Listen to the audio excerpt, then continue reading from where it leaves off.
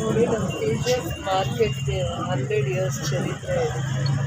100 ಇಯರ್ಸ್ಗಿಂತ ಜಾಸ್ತಿ ಚರಿತ್ರೆ ಇದೆ.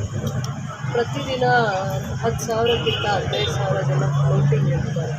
ಅದಾದಮೇಲೆ ಭಾಳ ದಿನಗಳಿಂದ ನನಗೆ ಮಾರ್ಕೆಟ್ ಒಳಗಡೆ ಹೋದಾಗ ವ್ಯಾಪಾರಿಗಳು ಮತ್ತು ವ್ಯಾಪಾರ ಮಾಡೋಕ್ಕೆ ಬರುವಂಥವ್ರು ಎಲ್ಲರೂ ಕೂಡ ನಮಗೆ ಸರಿಯಾದ ರೀತಿ ಟಾಯ್ಲೆಟ್ ಸರ್ವಿಸಸ್ ಇಲ್ಲ ಅಂತ ಹೇಳ್ತಾರೆ. ಅಂದರೆ ವ್ಯಾಪಾರ ಮಾಡೋರು ಬೆಳಗ್ಗೆ 9-10 ಗಂಟೆಗೆ ಬಂದರೆ ರಾತ್ರಿವರೆಗೂ ಇರ್ತಾರೆ. ಮತ್ತು ಅಲ್ಲಿ ಬರೋವಂಥ ಕಸ್ಟಮರ್ ಏನು ಯಾವಾಗಲೂ ವ್ಯಾಪಾರಕ್ಕೋಸ್ಕರ ಬರೋವಂಥವ್ರು ಮತ್ತು ವ್ಯಾಪಾರ ಮಾಡೋವಂಥವ್ರು ಇಬ್ಬರಿಗೂ ಕೂಡ ಸೌಕರ್ಯಗಳು ಕಡಿಮೆ ಇದೆ ಅನ್ನೋವಂಥ ಫೀಲಿಂಗ್ಸ್. ಯೂಸ್ ಮಾಡೋವಂಥ ಬೆಸ್ಟ್ ಟಾಯ್ಲೆಟ್ಸು ಇನ್ಫ್ರಾಸ್ಟ್ರಕ್ಚರ್ಸ್ ತುಂಬ ಕಡಿಮೆ ಇದೆ ಇಷ್ಟು ಪಾಪ್ಯುಲೇಷನ್ಗೆ ಅನ್ನೋದು ಅವ್ರ ಮನಸ್ಸಲ್ಲಿರ್ತೀವಿ. ಇವತ್ತು ನಾವು ಇದನ್ನು ಯಾರು ಟ್ರಾವೆಲರ್ಸ್ ಇದ್ದಾರೆ ಅದಾದಮೇಲೆ ವ್ಯಾಪಾರ ಮಾಡ್ತಾರೆ ಮತ್ತು ಪರ್ಚೇಸ್ಗೆ ಅಂತ ಹೊರಗಡೆಯಿಂದ ಬರುವಂಥವ್ರಿಗೂ ಕೂಡ ಲೇಡೀಸ್ಗೆ ಸಪ್ರೇಟಾಗಿ ಮತ್ತು ಜೆಂಟ್ಸ್ಗೆ ಸಪ್ರೇಟಾಗಿ ಅವ್ರಿಗೆ ಇನ್ನು ಸ್ವಲ್ಪ ಬೆಟರ್ ಇನ್ಫ್ರಾಸ್ಟ್ರಕ್ಚರ್ ಇಲ್ಲಿ ಮಾಡಿದ್ದೀವಿ. ಪೇ ಆ್ಯಂಡ್ ಯೂಸ್ ಟಾಯ್ಲೆಟ್ಸ್ ಇದು ಮತ್ತು ಸುಲಭ ಶೌಚಾಲಯ ಮೇಂಟೈನ್ ಮಾಡುತ್ತೆ. ಇದು ಹೊಸ ಟಾಯ್ಲೆಟ್ ಬ್ಲಾಕ್ಸ್ ಇದು. ಲೇಡೀಸ್ಗೂ ಸಪ್ರೇಟ್ ಇದೆ, ಜೆಂಟ್ಸ್ಗೂ ಸಪ್ರೇಟ್ ಇದೆ. ಅದಾದಮೇಲೆ ಇನ್ನೂ ಒಂದು ಇಂಪಾರ್ಟೆಂಟ್ ವಿಚಾರ ನಿಮ್ಮ ಗಮನಕ್ಕೆ ತರ್ತೀನಿ. ಆಮೇಲೆ ಇದು ಲಾಸ್ಟ್ ಸ್ಟೇಟ್ಮೆಂಟ್ ನಾನು ಕೊಡುವಂಥದ್ದು ಕೂಡ. ಅದಾದಮೇಲೆ ಪದೇ ಪದೇ ಇದರ ವಿಚಾರವಾಗಿ ಮಾತಾಡೋದು.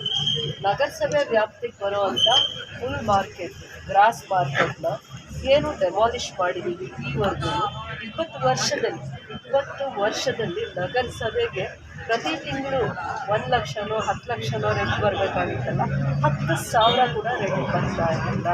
ನಾವೇನಿವತ್ತು ಫುಲ್ ಮಾರ್ಕೆಟ್ನ ಡೆಮಾಲಿಷ್ ಮಾಡಿದ್ದೀವಿ ಅನ್ನೋದು ಏನಿದೆ, ಏನು ಇವತ್ತು ರಾಂಗ್ ರೂಮರ್ಸ್ನ ಹಬ್ಬಿಸ್ತಾ ಇದ್ದಾರೆ. ಅದಾದಮೇಲೆ ಇವತ್ತು ಅದು ಏನು ಡೈಮೆನ್ಷನ್ ಇದೆ, ಜಾಗ ಏನಿದೆ, ಏನು ಸ್ಟ್ರಕ್ಚರ್ಸ್ ಬರ್ಬೋದು, ಯಾವ್ಯಾವ ಬಿಸ್ನೆಸ್ ಅಲ್ಲಿಗೆ ಸ್ಟ್ರಕ್ಚರ್ಸ್ನ ಮಾಡ್ಬೋದು ಅನ್ನೋದು DPR ಆಗಿದೆ. DPR ಆದಮೇಲೆ ಸರ್ಕಾರದ ಜಾಗ, ನಗರಸಭೆ ಜಾಗ, ಮಾರ್ಕೆಟ್ ಜಾಗ ಅಲ್ಲಿ ಮಾರ್ಕೆಟ್ ಅವ್ರಿಗೆ ಅಂಗಡಿ ಬಿಟ್ಟರೆ ಬೇರೆ ಏನೂ ಬರಲ್ಲ. ಮಾರ್ಕೆಟು ವ್ಯಾಪಾರ ಮಾಡೋರ್ಗೆ ಅಂಗಡಿಗಳು ಬಿಟ್ಟರೆ ಬೇರೆ ಏನೂ ಬರಲ್ಲ. ಇದಾದಮೇಲೆ ನಾವು ಒಂದೇ ಒಂದು ಬಿಲ್ಡಿಂಗ್ನು ನಾವು ಮುಟ್ಟಲ್ಲ, ಡೆಮಾಲಿಷ್ ಮಾಡಲ್ಲ. ಆ ಜಾಗನೂ ಕೂಡ ವ್ಯಾಪಾರಿಗಳೇ ನಮಗೆ ದೂರು ಕೊಟ್ಟಿದ್ದು. ವ್ಯಾಪಾರ ಮಾಡೋಕ್ಕೆ ಯೋಗ್ಯವಾಗಿರೋ ಜಾಗ ಅಲ್ಲ, ಮತ್ತು ಸೇಫ್ ಇಲ್ಲ ವ್ಯಾಪಾರಿಗಳಿಗೆ. ಅಂಥ ಆ್ಯಕ್ಟಿವಿಟೀಸ್ ನಡೀತಾ ಇದೆ ಅಂತ ಪ್ರತಿಯೊಂದು ವ್ಯಾಪಾರಿ ನನ್ನ ಹತ್ರ ಬಂದು ದೂರು ಕೊಟ್ಟಿಲ್ಲ ಅಂತ ಹೇಳಿ, ಅವರು ದೇವ್ರ ಹತ್ರ ಹೋಗಿ ಹೇಳಿ. ಕಳೆದ 5-6 ವರ್ಷಗಳಿಂದಲೂ ಕೂಡ ಆ ಜಾಗದಲ್ಲಿ ವ್ಯಾಪಾರ ಮಾಡೋಕ್ಕೆ ಯೋಗ್ಯ ಇಲ್ಲ. ಫುಲ್ ಮಾರ್ಕೆಟ್ ಏನು ಗ್ರಾಸ್ ಮಾರ್ಕೆಟ್ ಇದೆ, ಇವತ್ತು ನಾವು ಡೆಮಾಲಿಷ್ ಮಾಡಿದ್ದೀವಿ. ನಗರಸಭೆ ಜಾಗ ಅಂದ್ಕೊಂಡು ಅಲ್ಲಿ ಮಾರ್ಕೆಟ್ ಬರುತ್ತೆ ಅಂತಂದ್ಬಿಟ್ಟು ಯಾರು ವ್ಯಾಪಾರಿಗಳದ್ದು ಜಾಗ ಕನ್ವಿನ್ಸ್ ಮಾಡಿ ಅವ್ರನ್ನ ನಾವು ಆ ಜಾಗದಲ್ಲಿ ಡೆಮಾಲಿಷ್ ಮಾಡಿದ್ದೀವಿ, ನಾಳೆ ಅಂಥ ವ್ಯಾಪಾರಿಗಳಿಗೆ ಅಂಗಡಿ ಕಟ್ಟೋದು. 20 ವರ್ಷದಲ್ಲಿ ಯಾವ ವ್ಯಾಪಾರಿಗೆ ಜಾಗ ಕೊಟ್ಟಿರ್ತೀವಿ ನಗರಸಭೆಯಿಂದ, ಅವನು ಒಂದೇ ಒಂದು ತಿಂಗಳು ಕೂಡ ರೆಂಟ್ ಕಟ್ಟೋದಕ್ಕೆ ಅವ್ನಿಗೆ ಶಕ್ತಿ ಇರಲ್ಲ. 10 ಜನ ಕೂಡ ಆ ಜಾಗದಲ್ಲಿ ಪೊಸಿಷನಲ್ಲಿ ಇಲ್ಲ, ಎಲ್ಲ ಬೀಗ ಹಾಕ್ಕೊಂಡು ಹೋಗಿರ್ತಾರೆ. ಅವ್ರ ಪರಿಸ್ಥಿತಿ ಅವ್ರಿಗೆ ಹೇಳ್ಕೊಂಡ್ಮೇಲೆ ನಾವು ಆ ಥರ ಬಂದು ನಗರಸಭೆ ಕಮಿಷನರು ಮತ್ತು DC ಹಂತದಲ್ಲೂ ಅವ್ರ ಗಮನಕ್ಕೆ ತೊಗೊಂಡ್ಬಂದು, ಸರ್ಕಾರದಲ್ಲಿ DMAಗೂ ನಾನು ಗಮನಕ್ಕೆ ತೊಗೊಂಡು ಕಳೆದ 2 ತಿಂಗಳಿಂದಲೇ ನಾನು ಇದನ್ನು ತೊಗೊಂಡಿದ್ದೀನಿ. PWD ಅವರು ಬಿಲ್ಡಿಂಗ್ ಯೋಗ್ಯವಾಗಿದೆಯಾ ಇಲ್ವಾ ಅಂತ ಕ್ವಾಲಿಟಿ ಚೆಕ್ ಮಾಡಬೇಕಾಗುತ್ತೆ. ಅವರು ರಿಪೋರ್ಟ್ ಮೇಲೆ ಇದು ಯೋಗ್ಯವಾಗಿಲ್ಲ, ಯಾವುದಾದ್ರೂ ಸಂದರ್ಭದಲ್ಲಿ ಪಿಕ್ಚರ್ ರೋಡಲ್ಲಿ ಹೇಗೆ ಬಿಲ್ಡಿಂಗ್ ಬಿದ್ದೋಗುತ್ತೆ, ಇದು ಕೂಡ ನಾಳೆ ವ್ಯಾಪಾರಕ್ಕೆ ಯೋಗ್ಯವಾಗಿಲ್ಲ ಅಂತ ರಿಪೋರ್ಟ್ ಕೊಟ್ಟಾದಮೇಲೆ ನಾವು ಬಿಲ್ಡಿಂಗ್ನ ಡೆಮಾಲಿಷ್ ಮಾಡಿದ್ದೀವಿ. ನಗರಸಭೆ ವ್ಯಾಪ್ತಿಯಲ್ಲಿ ಬರೋ ಯಾವುದೇ ಜಾಗ ಅಲ್ಲಿನ ಪ್ರೊಸೀಜರ್ಸ್ ಮಾಡೇ ನಾವು ಮಾಡಬೇಕಾಗುತ್ತೆ. ನಗರಸಭೆಗೆ ವ್ಯಾಪ್ತಿಗೆ ಬರೋವಂಥದ್ದು ಮತ್ತು ನಗರಸಭೆ ವ್ಯಾಪ್ತಿಗೆ ಬರೋವಂಥ ಮಾರ್ಕೆಟ್ ಜಾಗದಲ್ಲಿ ಏನು ಪ್ರೊಸೀಜರ್ಸ್ ಇರುತ್ತೆ ಅದನ್ನು ಫಾಲೋ ಮಾಡಿ ಡೆಮಾಲಿಷ್ ಮಾಡಿದ್ದೀವಿ.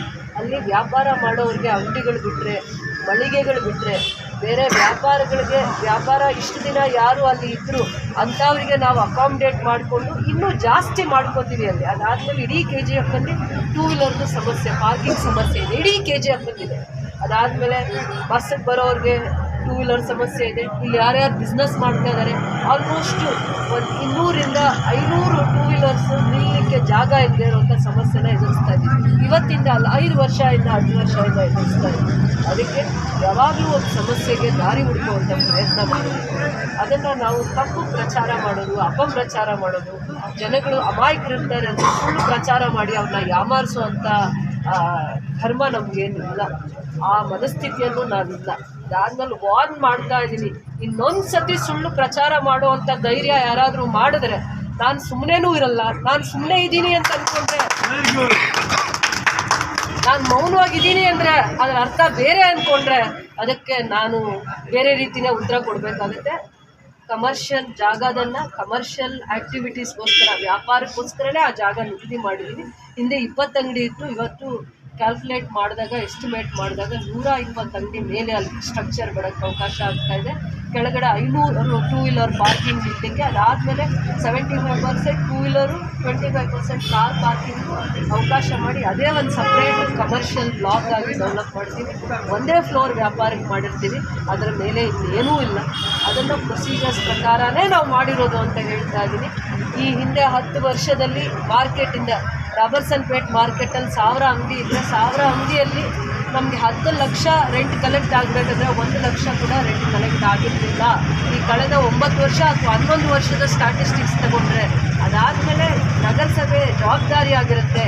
ಟೆಕ್ನಿಕಲ್ನಿಂಗೂ ಇಂಜಿನಿಯರ್ ಸೆಕ್ಷನ್ನು ಮತ್ತು ಕಮಿಷನರ್ ಅವ್ರದ್ದು ಜವಾಬ್ದಾರಿ ಆಗುತ್ತೆ. ಯಾಕೆ ಮಾರ್ಕೆಟಲ್ಲಿ ವ್ಯಾಪಾರಿಗಳು ಬಾಡಿಗೆ ಕಟ್ತಾ ಇಲ್ಲ ಅಂದಾಗ ಅವ್ರು ಆನ್ಸರಬಲ್ ಆಗ್ತಾರೆ. ಆನ್ಸರಬಲ್ ಆಗೋದ್ರ ಜೊತೆಲಿ ಕಾರಣನೂ ಹುಡ್ಬೇಕಾಗತ್ತೆ. ಟೆಕ್ನಿಕಲ್ ರೋಡ್ಸ್ ಇಲ್ಲ, ಇನ್ಫ್ರಾಸ್ಟ್ರಕ್ಚರ್ ಇಲ್ಲ, ಕ್ಲೈನ್ಲಿನೆಸ್ ಇಲ್ಲ. ಯಾರು ಬಂದಲ್ಲಿ ಬಿಸ್ನೆಸ್ ಮಾಡೋದಕ್ಕೆ ಕ್ಲೈನ್ಲಿನೆಸ್ ಇಲ್ಲ. ಬರೀ ಸೌದೆ ಮಾರ್ಕೆಟ್ ಮಾಡ್ಕೊಂಡಿದ್ರು, ಇದ್ದು ಮಾರ್ಕೆಟ್ ಮಾಡ್ಕೊಂಡಿದ್ರು. ಯಾವುದೇ ಒಂದು ಆರೋಗ್ಯಕರವಾಗಿರುವಂಥ ವ್ಯಾಪಾರ ವಹಿವಾಟು ಆಗಿ ದುಡ್ಡು ಅವ್ರಿಗೂ ಬರ್ತಾ ಇರಲಿಲ್ಲ. ದುಡ್ಡು ಅವ್ರಿಗೂ ಬಂದು ಅವರು ಕಮರ್ಷಿಯಲಾಗಿ ಕಟ್ಟುವಂಥ ಪರಿಸ್ಥಿತಿಯಲ್ಲಿ ಅವ್ರು ಇರಲಿಲ್ಲ. ಇದಕ್ಕೆಲ್ಲನೂ ಕೂಡ ನಾವು ಒಂದು ದಾರಿ ಹುಡುಕಿ, ಅಂದರೆ ಒಂದು ವಯ ಮೀಡಿಯಾ ಹುಡುಕಿ, ಮಾರ್ಕೆಟಲ್ಲಿ ಯಾರು ವ್ಯಾಪಾರ ಮಾಡ್ಕೊಂಡಿದ್ರು, ಹಡಗರು, ಹೊಸಬರು, ಯಾರಿಂದನ ತಗೊಂಡಿದ್ದವರು ಅವನ್ನೆಲ್ಲ ಕನ್ವಿನ್ಸ್ ಮಾಡಿಕೊಂಡು, ವಿಶ್ವಾಸ ತಗೊಂಡು, ಅವರಿಗೆ ಪ್ರಾಮಿಸ್ ಮಾಡಿ 1 ವರ್ಷ ಅಥವಾ 10 ತಿಂಗಳಲ್ಲಿ ಮತ್ತೆ ಇಲ್ಲಿ ಕಾಂಪ್ಲೆಕ್ಸ್ ಬರುತ್ತೆ, ಯಾರು ಇಲ್ಲಿ ವಾಲಂಟ್ರಿ ಆಗಿ ಬಂದು ನೀವು ಜಾಗ ಇಲ್ಲಿ ಒಳ್ಳೆ ಸ್ಟ್ರಕ್ಚರ್ ಬರಲಿ, ಬಿಲ್ಡಿಂಗ್ ಬರಲಿ, ವ್ಯಾಪಾರ ಮಾಡ್ಕೊಳ್ಳೋದಕ್ಕೆ ನಮಗೊಂದು ಲೈಫ್ ಸಿಗಲಿ ಅಂತ ವಾಲಂಟ್ರಿಯಾಗಿ ಬಂದಿದ್ದಾರೆ. ಪ್ರಿಯಾರಿಟೀಸ್ ಅವ್ರಿಗೆ ಕೊಟ್ಟು ಕನ್ಸ್ಟ್ರಕ್ಷನ್ ಬರುತ್ತೆ ಅಂತ ಏನು ಪ್ರಾಮಿಸ್ ಮಾಡಿದ್ವಿ ಅದೇ ರೀತಿ ಕನ್ಸ್ಟ್ರಕ್ಷನ್ ಬರುತ್ತೆ. ವ್ಯಾಪಾರ ಮಾಡೋರಿಗೆ ಅಲ್ಲಿ ಕಾಂಪ್ಲೆಕ್ಸ್ ಕಟ್ಟೋದು, ಒಂದು ಫ್ಲೋರ್ ಮೇಲೆ ಇನ್ನೊಂದು ಕಟ್ಟೋದು. ವ್ಯಾಪಾರಕ್ಕೋಸ್ಕರನೇ ನಗರಸಭೆ ವ್ಯಾಪಾರ ಮಾಡೋ ಜಾಗ ಏನಿತ್ತು ಅದಕ್ಕೆ ವ್ಯಾಪಾರಕ್ಕೆ ಸೀಮಿತವಾಗಿ ಬಿಟ್ಟಿದ್ದೀವಿ. ಬೇರೆ ಯಾವುದೇ ಥರ ನಾವು ಸ್ಟೇಟ್ಮೆಂಟ್ಸ್ ಕೊಡಲ್ಲ. ಮತ್ತು ವ್ಯಾಪಾರಕ್ಕೆ ಬಾಡಿಗೆ ಕಟ್ಟಿಲ್ಲ ಅಂದ್ಬಿಟ್ಟು ನಾವು ವ್ಯಾಪಾರಿಗಳನ್ನ ದೂಷಣೆ ಮಾಡೋದಲ್ಲ. ಅವ್ರಿಗೆ ಬಿಸ್ನೆಸ್ ಆಗಿಲ್ಲ, ಇಷ್ಟು ದಿನ ಬಿಸ್ನೆಸ್ ಆಗಿಲ್ಲ. ಪ್ರತಿಯೊಬ್ಬ ವ್ಯಾಪಾರ ಮಾಡೋವಂಥ ಜಾಗ ಯೋಗ್ಯವಾಗಿರಲಿಲ್ಲ. ಯಾರೂ ಅವ್ರನ್ನ ಹುಡ್ಕೊಂಡು ಹೋಗ್ತಾ ಇರಲಿಲ್ಲ ಬಿಸ್ನೆಸ್ ಮಾಡೋದಕ್ಕೆ. ಯಾವುದೇ ಒಂದು ಟೂ ವೀಲರ್ ನಿಲ್ಲಿಸಿ ಅಂಗಡಿಗೆ ಅವ್ರ ಹತ್ರ ವ್ಯಾಪಾರ ಮಾಡೋದಕ್ಕೆ ಈವರೆಗೂ ಹೋಗಿಲ್ಲ. 7-8 ವರ್ಷಗಳಿಂದ ಅದೇ ಪರಿಸ್ಥಿತಿ ಇದೆ. ನಿನ್ನೆ ಮೊನ್ನೆಯಿಂದ ಬಂದಿರುವಂಥ ಪರಿಸ್ಥಿತಿ ಅಲ್ಲ. ಅದರಿಂದ ಹಂತವಾಗಿ ಮಾತ್ರ ಇವೆಲ್ಲ ಮಾಡೋಕ್ಕಾಗತ್ತೆ. ಅವ್ರನ್ನ ವಿಶ್ವಾಸಕ್ಕೆ ತಗೊಂಡಿದ್ದೀವಿ. ಅವ್ರ ಅಮಾಯಕರಿದ್ದಾರೆ, ಕಷ್ಟಜೀವಿಗಳಿದ್ದಾರೆ ಅಂತ ಅವರ ಇನ್ನೋಸೆನ್ಸ್ನ ಮಿಸ್ಯೂಸ್ ಮಾಡ್ಕೊಳ್ಳೋ ಪ್ರಯತ್ನ ಮಾಡಿದ್ರೆ ಖಂಡಿತವಾಗೂ ಅದ್ರ ಪ್ರತಿಫಲ ಅನುಭವಿಸ್ತೀರ. ಗೊತ್ತಿದೆ ಯಾರು ಸ್ಟೇಟ್ಮೆಂಟ್ಸ್ ಕೊಡ್ತಾರೆ, ಯಾವ ಥರ ಸ್ಟೇಟ್ಮೆಂಟ್ಸ್ ಕೊಡ್ತಾ ಇದ್ದಾರೆ, ಯಾಕಾಗಿ ಕೊಡ್ತಾ ಇದ್ದಾರೆ ಅಂತ ಗೊತ್ತಿದೆ. ಜನಕ್ಕೂ ಅರ್ಥ ಆಗುತ್ತೆ. ಅಮಾಯಕರ ಮನಸ್ಸು ಜೊತೆ ಆಟ ಆಡಿಕೊಂಡ್ರೆ, ಅವ್ರ ಭಾವನೆಗಳ ಜೊತೆ ಆಟ ಆಡಿಕೊಂಡ್ರೆ ಒಂದಿನ ಅದ್ರ ಪರಿಶ್ರಮ ಏನು ಅಂತ ಅನುಭವಿಸ್ಬೇಕಾಗತ್ತೆ ಅಂತ ಹೇಳ್ತಿದ್ದೀನಿ. ಸರ್ಕಾರದ ಜಾಗ, ನಗರಸಭೆ ಜಾಗ, ಮಾರ್ಕೆಟ್ ಬರುತ್ತೆ. 6 ತಿಂಗಳಲ್ಲಿ ನೋಡ್ತೀರ. ಆಮೇಲೆ 15-20 ದಿನದಲ್ಲೋ ಅಥವಾ 1 ತಿಂಗಳಲ್ಲೋ ಅದ್ರದ್ದು ಭೂಮಿ ಪೂಜೆ ಆಗುತ್ತೆ. ಏನಕ್ಕೋಸ್ಕರ ಏನಕ್ಕೆ ಮಾಡಿದ್ದೀವಿ ಅನ್ನೋವಂಥದ್ದನ್ನು ಆ ದಿನ ಮಾತಾಡ್ತೀವಿ. ಒಂದೇ ಒಂದು ಅಂಗಡಿ ಕೂಡ, ಒಂದೇ ಒಂದು ವ್ಯಾಪಾರಿನೂ ಕೂಡ ನಾವು ಟಚ್ ಮಾಡಲ್ಲ. ಏನು ಜಾಗ ಇದೆ ವ್ಯವಸ್ಥಿತವಾಗಿರುವಂಥದ್ದು ನಗರಸಭೆಗೂ ನಾಳೆ ಯಾರಾದರೂ ಅಲ್ಲಿ ನಾವು ವ್ಯಾಪಾರಕ್ಕೆ ಅಂಗಡಿ ಕೊಟ್ಟರೆ, ಮಳಿಗೆಗಳನ್ನ ಕೊಟ್ಟರೆ ನಾಳೆ ನಗರಸಭೆಗೆ 500 ರೂಪಾಯೋ 1000 ರೂಪಾಯೋ 2000ನೋ ರೆಂಟ್ ಕಟ್ಟೋ ಅಂಥ ವ್ಯವಸ್ಥಿತವಾಗಿರುವಂಥ structure, road, safety measure, two ವೀಲರ್ಗೆ ಸೇಫ್ಟಿ ಮೆಜರು, ಯಾರೇ ವ್ಯಾಪಾರ ಮಾಡಿದ್ರು ಅವ್ರಿಗೆ ಟಾಯ್ಲೆಟ್ ಸರ್ವೀಸು, ಆ ಥರ ಎಲ್ಲ ರೀತಿಯ ಇನ್ನೂ 20-30 ವರ್ಷಕ್ಕೆ ಆ ಜಾಗದಲ್ಲಿ ವ್ಯಾಪಾರ ಈ ಹಿಂದೆ 50 ವರ್ಷದಲ್ಲಿ ಏನು ನೋಡಿರಲ್ಲ ಅದನ್ನು ನೋಡೋ ಅಂಥ ವ್ಯವಸ್ಥೆಗೆ ಡೆವಲಪ್ ಮಾಡ್ತೀವಿ. ಬಿಟ್ಟರೆ ಏನೇನು ರೂಲ್ಸ್ ಬರುತ್ತೆ ಅದು ಏನಾದರೂ ನಿಲ್ಲದೆ ಹೋದರೆ ಅದರದ್ದು ಪ್ರತಿಫಲ ಏನು ಅನುಭವಿಸ್ಬೇಕಾಗುತ್ತೆ ಅವ್ರು ಅನುಭವಿಸ್ತಾರೆ. ಅಮಾಯಕರ ಜೊತೆ ಆಟ ಆಡ್ಕೊಳ್ಳೋದು ಬೇಡ. ಅಮಾಯಕರ ಮಾಡಿಕೊಂಡು ನಾವು ಇನ್ಫ್ರಾಸ್ಟ್ರಕ್ಚರ್ ಕೊಡ್ತಾ ಇದ್ದೀವಿ. ಅದ್ರ ನೋವೇನು, ಅದ್ರ ಸ್ಟ್ರಗಲ್ ಏನು, ಅದ್ರ ಹಿಂಸೆ ಏನೇನು ಅನುಭವಿಸಿ ನಾವು ಒಂದು ಚಾಲೆಂಜ್ ಆಗಿ ತೊಗೊಂಡು ಕೆಲಸ ಮಾಡ್ತಾ ಇದ್ದೀವಿ, ಮಾರ್ಕೆಟ್ನ ಡೆವಲಪ್ ಮಾಡ್ತಾ ಇದ್ದೀವಿ ಅನ್ನೋದನ್ನು ಅರ್ಥ ಮಾಡ್ಕೋಬೇಕೇ. ಬಿಟ್ಟರೆ ತಪ್ಪು ಸಂದೇಶ ಕೊಡ್ತೀವಿ ಅಂದರೆ ಅದಕ್ಕೆ ಉತ್ತರ ಕೊಡ್ತೀನಿ ನಾನು ಬೇರೆ ರೀತಿಯಲ್ಲಿ.